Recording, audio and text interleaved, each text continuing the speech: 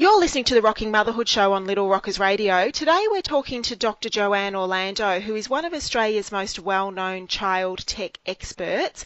And I'm excited to be talking to her today about children and their use of technology, and importantly how technology has changed the way we live and bring up our children. Hi Dr Joanne, how are you? Oh, well, thank you. That's good. Now, I was reading in one of your articles from late last year that the guidelines for technology usage had been updated, and I believe that they were quite obsolete. What were the changes that were made, and what did you think of the changes? Yeah, big changes last year. So the American Academy of Pediatrics are the ones who set these guidelines, and they're the ones that we follow here in Australia. So big changes, particularly for young children. So previously they had said that children 2 years and younger are not supposed to be using screens at all, but they've made a major shift in that now. So they're saying now that babies who are 18 months and younger, well, they still shouldn't really be using screens unless it's something like video chat. So Skyping, FaceTime to a mum who might be away for work or to a grandparent, for example, who's overseas. They're saying that's okay for children who are 18 months and younger. Mm-hmm. For children who are 18 months to 24 months, there's just a small amount of time there. They're saying it's okay to actually start to introduce children to screens. So it might be a story that you're reading online or listening to some music, as long as what you're doing is high quality, so that means educational, and as long as a parent or an older person is with them while they're doing it. And then for children who are 2 to 5 years, they're saying no more than 1 hour of screen use a day, but once again, it has to be high quality. And also they're really encouraging parents or an older sibling or a grandparent to be with the child when they're on the screen. What they're trying to do is to avoid parents using screen to babysit a child or to keep a child quiet, but they're also saying that there are lots of educational benefits for young children using screens, so it's good that we take advantage of that as well. Yeah, of course. Yep. And what are your thoughts in particular, because you obviously work quite in depth in the field. What are your thoughts, and what is the general feedback from parents on those new guidelines? Yeah, I think overall they're a really good move. You know, the old guidelines were developed in the 1990s, so we are well and truly past what screens were like then. And families and parents were tearing their hair out going, Yes. we're supposed to, stick to these guidelines. They're way out of date. So I think they're a really good move. I think there's a good focus for younger children on that, parent or someone older is with the child, and it becomes more of a co-viewing, a co-educational experience. I think that's really good. Family life is really busy, so I think if that's what we aim to do, that's important as well. And I think also the importance of choosing high quality. And by that, that can be a bit tricky. What is high quality? Well, it's something that is the children can do on their screen that's creative, that's getting them to solve problems, it's getting them to think. They're the kinds of things that we should be looking for in apps or games or shows that they're watching. Yeah, absolutely. And what about for children who are over 5? What's the next recommendation? Yeah, major change there, absolutely major change. So they're saying, parents, okay, if you've got children who are 5 to 18 years, it's up to you now to decide how long they should spend on their screen.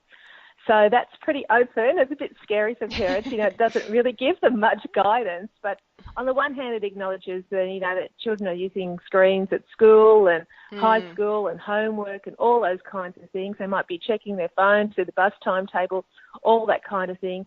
So they're saying that parents, you need to look at your family lifestyle, the age of your children, and for you to make a judgment call on what you think is an appropriate amount of time.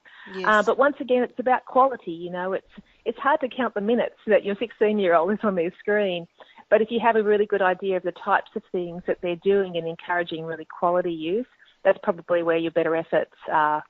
Yeah, and I really like that. I really like the thought of not looking at counting minutes, as you say, but looking at the quality of what they're using it for. And we hear it's such a polarizing topic when it comes to children and technology, and we hear the negative side of children's technology usage all of the time. What are some of the more positive outcomes for children in using technology? Yeah, and there are lots. There are actually lots, and that's one of the reasons that the guidelines have changed, because we're seeing research come out now that there are actually benefits. So for young children, for example, it's great for developing their literacy and numeracy skills. for promoting their creativity. Even children as young as 18 months, they're showing that if they're using the right kinds of programs on a screen, it can actually help them to develop their language. So there's lots of great things. And, I've just written a research paper on why young children are so good at using technology. Because, you can pass you their phone and they'll be able to use it sort of much better than their parent often. Yes. That's the case for a lot of people. And one of the things about a screen that makes it so easy for children to learn is that it's not very physically demanding for them. They can swipe, they can tap. It's really easy for young children to manipulate a screen.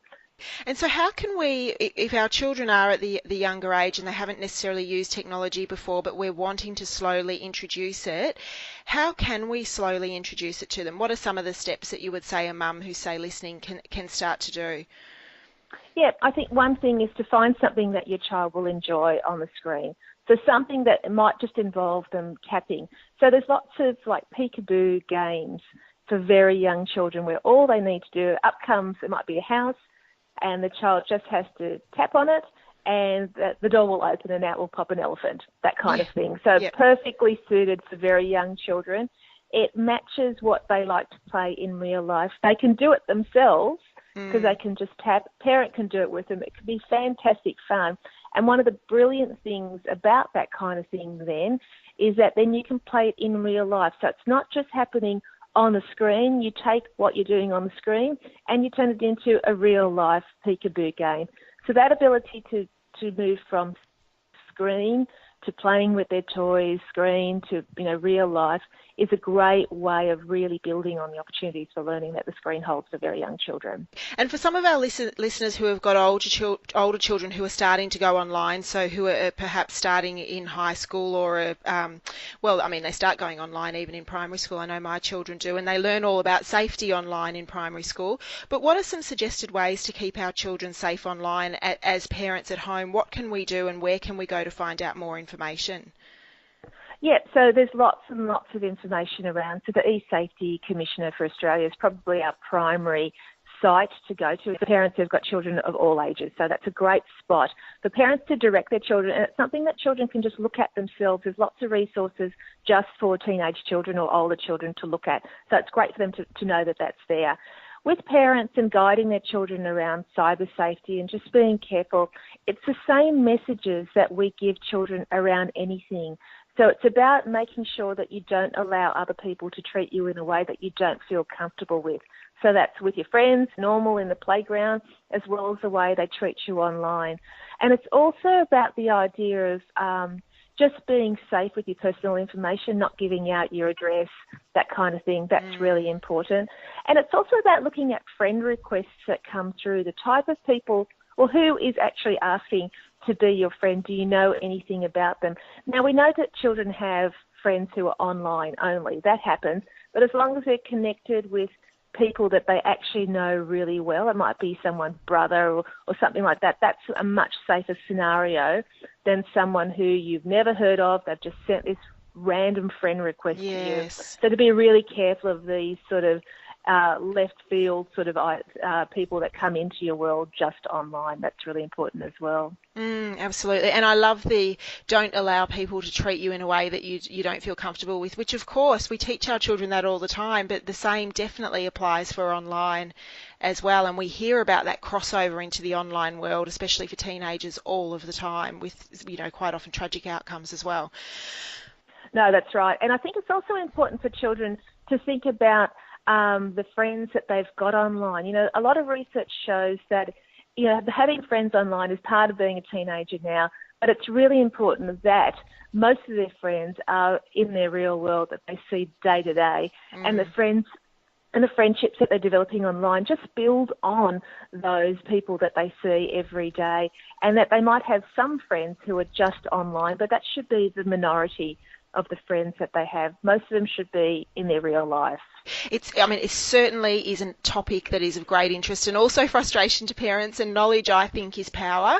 Thank you so much for joining us today, Dr. Joanne. Yeah, my pleasure. Thanks. That was Dr. Joanne Orlando on Little Rockers Radio. Thanks for listening.